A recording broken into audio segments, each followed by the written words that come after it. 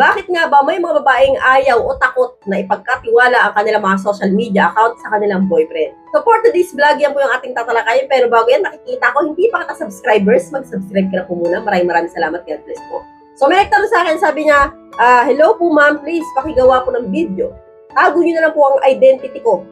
Actually, mag 2 years na kami ng girlfriend ko, but ayaw niya pa rin ipagkatiwala ang lahat ng account niya sa akin. Salamat po. So alam niyo, Lods, no, maraming dahilan kung bakit may mga babae na hindi talaga pinagkakatiwala ang kanilang mga social media accounts sa kanilang mga boyfriend. Nangyari po ito sa mga iilang dahilan ng mga babae. Pero Lods, normal po yan kung kayo po ay baguhan pa lang sa relasyon. Pero kung kayo po ay, sabi mo 2 years na, no, magto 2 years na kayo, medyo matagal na yan.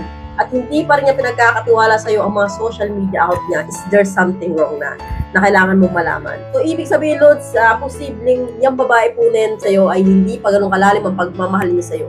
So, hindi po siya loyal sa'yo, posibleng may tinatago siya, kaya takot siyang malaman mo yun, kaya hindi niya maibigay yung mga social media account niya sa'yo, yung mga password. So, kung talagang mahal ka niya, kaya niyang ibigay yun sa'yo, no? Hindi po siya mahihirapan ibigay sa'yo yun, kung talagang mahal ka niya. Pero as long na hindi niya pa rin yung binibigay sa'yo hanggang ngayon, mag 2 years na kayo, medyo may katagalan na yan, eh talaga nga namang mapapaduda ka dyan, mapapaisip ka bakit nga ba. And then dadahilan niya sa'yo, privacy ko yan. So yan po yung mga bulok na dahilan ng mga babae ng privacy yan. So kapag po ganyan ulit sa'yo yung girlfriend ninyo, maniwala kayo sa akin, talaga nga namang may tinatago yan na sikreto na kailangan ninyong malaman po ano yun. So ano na kayo mga posibleng dahilan kung bakit tayo ibigay ng mga babae yung kanilang social media account? Posibleng may kasyat siyang mga iba. So marami siyang shotmate. So marami siyang shotmate na posibleng boyfriend niya rin sa shot. Posible naman na mayroon siyang mga kalandian doon na hindi mo alam. Kunyari, may mga nude photos po siya doon. Na ganyan, no? Meron siya mga sexmate doon. Mga bagay na tinatago ng babae sa isang lalaki, no? Yung po yung mga posibleng dahilan. So, kapag po ganyan, Lods, na hindi sa'yo kayang ibigay ng babae yung mga password account niya, no? Sabihin niyo privacy, no? So, hindi po, Lods, no? Kasi po talagang mahal po ang isang tao. Aalis niyo po yung duda niya sa kanya, no? Yung duda na yan, no? Mawawala lang po yan kapag bigay mo yung password. Pero as long na hindi mo binibigay yan, dahil nga natatakot ka o kaya wala kang tiwala sa boyfriend mo, eh problema mo na po yun, no? Ibig sabihin po nun, you hiding something with him, no? Kaya kailangan po, Lods, kapag po ganito yung girlfriend niya, prangkahin mo siya. So, harap-harapan, Lods, confrontahin mo siya na sabihin mo, gusto kong malaman yung password mo ngayon na. Pero kung hindi niya po bibigay yan, may pagtalo sa'yo, ganyan-ganyan, may pag-away sa'yo, isip ka rin yan, Lods, no? Kasi po, size po yan na hindi kanya totoong mahal. So, huwag po kayo maniwala sa mga privacy na yan.